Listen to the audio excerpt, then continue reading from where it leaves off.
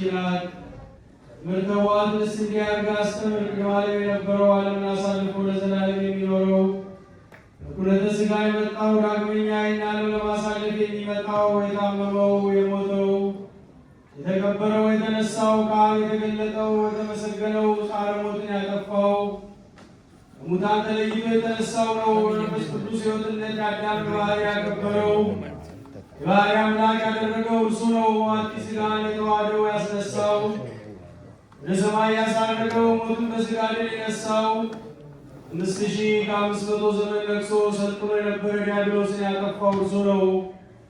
ኃይሉ የሚገለጥበት ኃጢአትን ፍዳን አጥፍቶ ቁራኝነትን አጠፋ።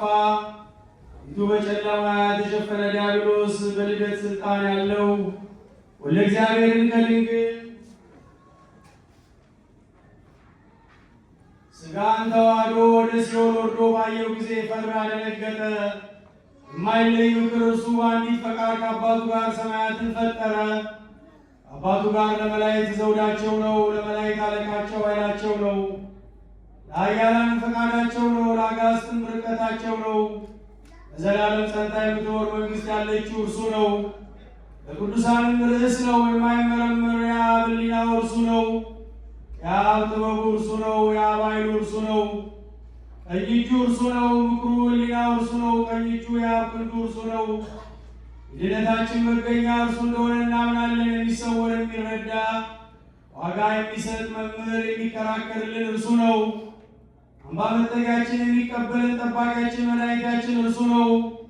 በራማጋ መሳሪያ ሕይወት መገኛ የሚያድነን ምግባችን መጠጣችን የሚፈርድልን እርሱ ነው። መከራ እንደተቀበለ የምናምንበት እርሱ ነው። የተወለደ ያልተፈጠረ የሞተው እርሱ ሕያው ነው። የማይለይ አብ ልጁ እርሱ ነው። ኃጢአት ሳይኖርበት ኃጢአትን የተሸከመ እርሱ ነው። በልዕልና ካለ ከአብ አንድነት ሳይለይ ከሰማይ የወረደው በሥጋው በተቀበለው መከራ አዳነን። ሀብተ ንጽሕ ሀብተ ሕይወትን የሚሆን የሚያድን ሥጋው ደሙን ያደለን እርሱ ነው። በማየ ጥምቀቱ የሚያነጻ እርሱ ነው። ለዘላለም አድሮባቸው የሚኖር ሲሆን በሚፈሩ ሰዎች ልቡን አድሮ እውቀትን የሚገልጥ እርሱ ነው። ሰይጣን ከሚሄድበት ሁሉ እንድንለይ ያደረገን እርሱ ነው። ነፍሳትን ከኃጢአት የሚለይ የሚያነጻ እርሱ ነው። ሁላችን የምናምንበት እርሱ ከዘመናት ሁሉ በፊት የነበረ አምላክ ነው። እርሱ ቅድመ ዓለም ከነበረ ከአብ ጋር ለዘላለም ጸንቶ የሚኖር ነው።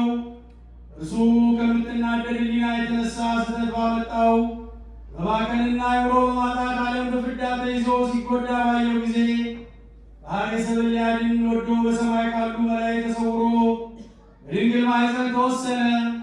ወደ እርሱ አቀረበን። ክፉ ሕሊናችን ሁሉ አራቀ። አጋንንትን እንዳያውቁ አደረጋቸው። የማይመረመር የማይለወጥ አካላዊ ቃል የሚለወጥ ሥጋን ተዋህደ። መለወጥ ይስማማው የነበረ ሥጋን የማይለወጥ አደረገው። ስለዚህም በተዋህደው ሕማማት የአዳም ሥጋ ተገለጠ። የማይለወጥ ባሕርይ ያለው ቃል የሚለወጥ ባሕርይ ባለው ሥጋ ሞተ። በፍዳ የተያዙትን በወንጌሉ አዳናቸው። እውነተኛ ትእዛዙ ሰጣቸው። ይኸውም የጌትነት ነገር የሚናገር የወንጌል ቃል ነው። ከሰውም የሰይጣን ቁራኝነትን አጠፋ።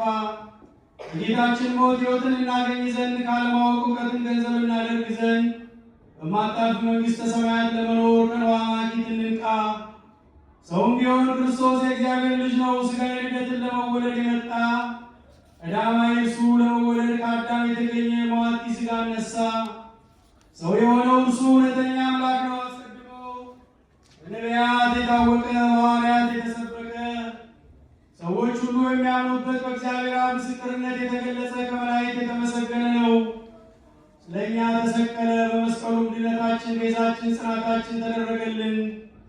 ይኸውም ከእግዚአብሔር የማትርቅ መች የማትለይ ሁልጊዜ የምትመጠን ቸርነቱን ብዛት በመናገር የማይፈጸም ደስታ ያለበት ረቂቅ ምስጢር ነው። እነዚህ በላይ በታች ብሎ በተስማሙ ከናፍር እርሱን ጠንቅቆ መናገር አይቻልም። ምዕመናን መርምረው የማይደርሱበት ረቂቅ ምስጢር ነው። ግን ምንም የማይመረመር ቢሆንም እነርሱ ያውቁታል። እናመሰግነው ዘንድ የምንመካበት መስቀል ነው። እርሱ የምናምን ከተነገረው ሁሉ ፍጹማን የምንሆን እኛ ምዕመናን ከምትገለጥ ሕሊናችን ሁሉ ሰውነታችን እንለይ። በእውነት እንደሌለች እናድርጋት። በዚህም በበጎ ሕሊና ጽኑዓን እንሆናለን።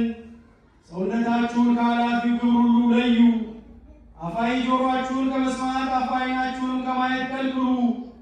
ኢየሱስ ክርስቶስን ፈቃድ ታውቁ ዘንድ የድነታችሁንም ምስጢር ታስተውሉ ዘንድ እናንተ በክርስቶስ የምትመኩ የከበራችሁ ወንዶችና ሴቶች የነፍስን ሥራ ስሩ። ሕጉን ያጸናላችሁ መንፈስ ቅዱስን ያሳደረባችሁ እናንተ ናችሁ። ሰው ሆኖ መከራ ከተቀበለ በኋላ ወደ ሲኦል ወርዶ የሙታንን ነፍስ ለሕይወት የማረከ እርሱ ነው። ይኸውም ጌታ ወደ እርሱ ሲወርድ ያየው ሞት ደነገጠ። ሳተው ቁራኝነትን ያስለመደበትንም አስመሰለው። ገንዘብ የሚሆን ብርሃን መለኮቱን ባየ ጊዜ በስልጣኔ ተይዞ የነበረ ሥጋን ተዋህዶ በእኔ ዘንድ ያለ ድንግል የነሳኝ ማን ነው ብሎ በታላቅ ኃይል ጮኸ። ሥጋን ከብሌቱ ያደሰው ከመለወጥ አድኖ የተዋህደው ይህ ማን ነው? ያለመለወጥ የተወለደ ሕማም ሞቱን ገንዘብ ያደረገ ይህ ማን ነው? እርሱ ግን አይለወጥም። ምድራዊ ሥጋን የተዋሃደ ይህ ማን ነው? እርሱ ግን ሰማያዊ ነው። ከሕጌ ከኃጢአት የተለየ ይህ ማን ነው? እኔ ዘንድ የነበሩ አሕዛብ ከወገኖች ለይቶ የሚማርካቸው ይህ ማን ነው? ለነገሥታት ለሞት ምግብ ሆኖ የነበረ ዛሬ ግን ድል የነሳቸው ይህ ማን ነው? ጨለማን የተሞሉ መቃብር ሲኦል ይዘው ያስቀሩት ያልተቻላቸው ይህ ማን ነው?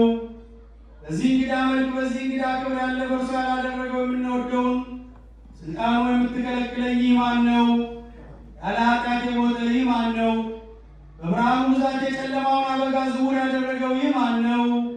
ወገኖቹን ይገዛ ዘንድ ያልተው ተሰጥተውን የነበሩ ነፍሳትን ሁሉ ወደ ሰማይ ያወጣል እንጂ በሕማም በሞት የማይለወጥ ባሕርይ ጋር እንዲሆን እሱ ነው። ማርያም